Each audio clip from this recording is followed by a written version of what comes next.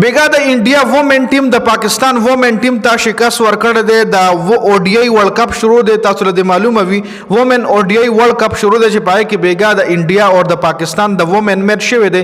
یعنی د انډیا خوځو د پاکستان خوځو لا شکست ورکړ دی د خوځو ټیم لا. مکمل سکور کارډ باندې خبره کوو خو هغه نه مخکې کتیر شوی 12 میچونه موږ د پاکستان وومن ورسز انډیا وومن وګورو نو 12 ولا میچونه د انډیا وومن ګټلې دي.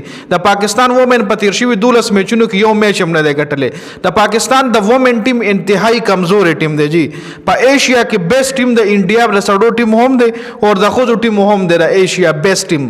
بل طرف ته کوم وګورو یورپین کې د استرالیا ټیم ډیر زیات مضبوط ټیم دی. د خوځو ټیم چې کم دی د استرالیا د انګلند د ساوث افریقا د ډیر خېلو به کوي د وومن ټیم چې کم دی. خو د پاکستان د وومن ټیم بیګا یو ډیر غټ شکست د انډیا د وومن ټیم نه خوړل دی.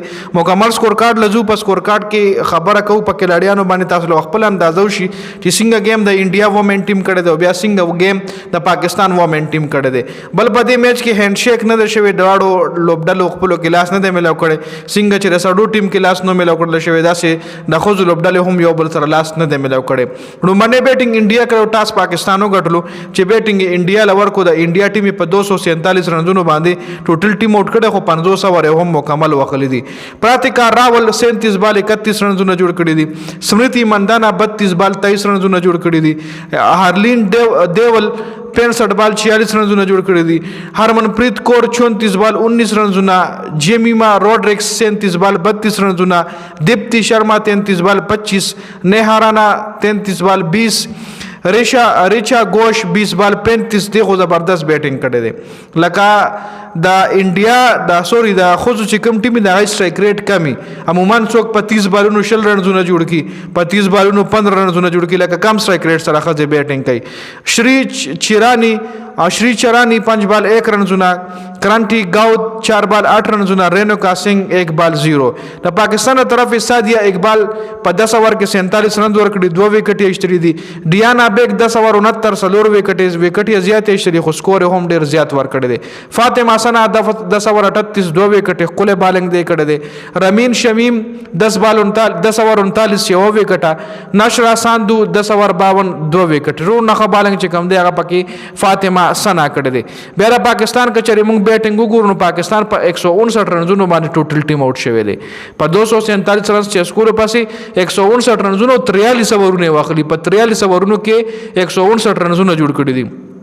منیبا علی 12 بال 2 رنونه. صدف شمس وګورئ په 24 بال 8 رنونه جوړ کړي. تاسو لموي د ډېر کم سټرایک ریټ سره پاکستان د بیټسمنانو ډېر کم سټرایک ریټ سره بیټینګ کوي. صدر امین 106 بال 81 زبردست اننګ صدر امین کړی دی خو بیټینګ کړی دی. عالیہ ریاض 8 بال 2. نتالیا پرویز 46 بال 33. فاطمه سنا کپتان سے 15 بال 2. سردرا نواز وکٹ کیپر 22 بال 14.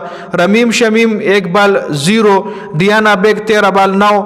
نشرا ساندو 9 بال 2. سادیا اقبال 2 بال 0. د انډیا طرف رینوکا سنگ 10 اوور 29 وکټ یومنا. کرانټي گاود 10 اوور 20 رنونه 3 وکټ زبردست بالنګ کړی. یا په 10 اوورونو کې 60 رنونه ورکړي او 3 وکټ هم تر لاسو کړی دي. سنیها رانا 8 اوورونو کې 38 رنونه 2 وکټ. شرینی چرانی 6 اوور 26 وکټ یومنا. دیپتی شرما 9 اوور 45 او 3 وکټ. ټول نه بالنګ چې کم دی هغه په کرانټي گاود کړی دی چې دیلا مین اف دی میچ هم ورکړل شو. نو دا بیګا دا او ډی آی وومن ورلد کپ میچ و چې پاکستان لپاره د انډیا د لاسونو نه یو ډیر غټ شکست ملاو شوی دی.